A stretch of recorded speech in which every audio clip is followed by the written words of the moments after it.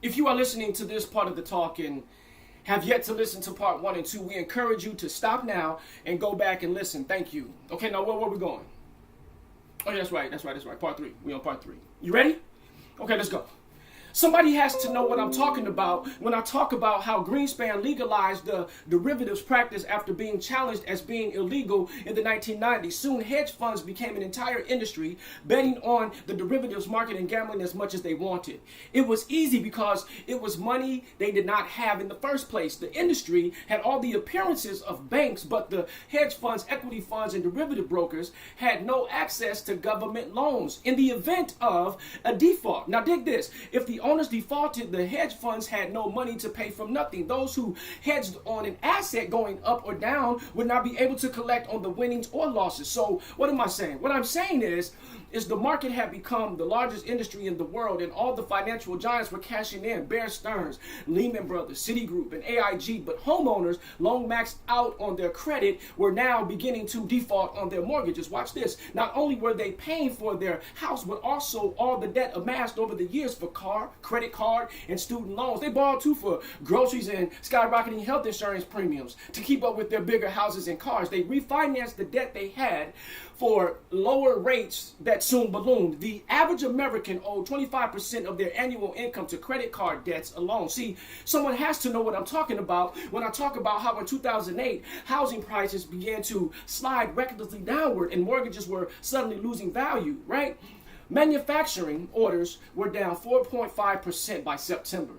Inventories began to pile up. Unemployment was soaring, and average house foreclosures had increased by 121% and up to 200% in California. Now, watch this. The financial giants had to stop trading these mortgage-backed securities, as now their losses would have to be visibly accounted for. And at the same time, investors began withdrawing their funds. Bear Stearns, who have heavily specialized in home loan portfolios, was the first to go in March. Somebody has to know what I'm talking about when I talk about how, just as they had done in the 20th century, JP Morgan swooped in, right, and picked up Bear Stearns shares traded at $159, but JP Morgan was able to buy in and take over at $2 a share. And in 2008, Washington Mutual collapsed, the largest bank failure in history. JP Morgan again came in and paid $1.9 billion for assets valued at $176 billion. It was a fire sale. Now watch this. Relatively quietly over the summer, Freddie Mac and Fannie Mae, the publicly traded companies responsible for 80% of the home mortgage loans, lost almost 90% of their value for the year, and together they were responsible for half of the outstanding loan amounts, but were now in debt $80 to every $1 in capital reserves. Are you still with me? Is it making more sense to you now than before? Okay, great. Now dig this. So to guarantee they would stay alive, the Federal Reserve stepped in and took over Freddie Mac and Fannie Mae, and on September 7th, 2008, they were put into conservatorship, known as nationalization to the rest of the world. But Americans have difficulty with the idea of any government-run industry that require taxpayer increases.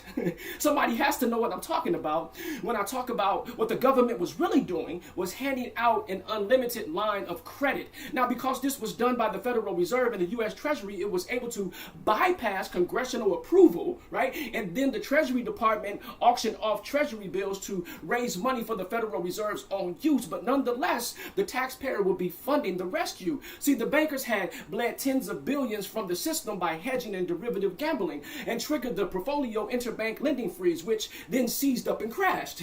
Somebody has to know what I'm talking about when I talk about how the takeover was presented as a government-funded bailout of an arbitrary $700 billion, which does nothing to solve the problem. Now, no economists were asked to present their views to Congress, and the loan only perpetuates the myth that the banking system is not really dead. Only in reality, the damage would not be $700 billion, but closer to $5 trillion, the value of Freddie Mac and Fannie Mae's mortgages. It was nothing less than a bailout of the quadrillion-dollar derivatives industry, which otherwise faced payouts of over $1 trillion on CDS mortgage-backed securities they had sold. Treasury Secretary Henry Paulson said it was necessary to save the country from a housing correction. Now, watch this.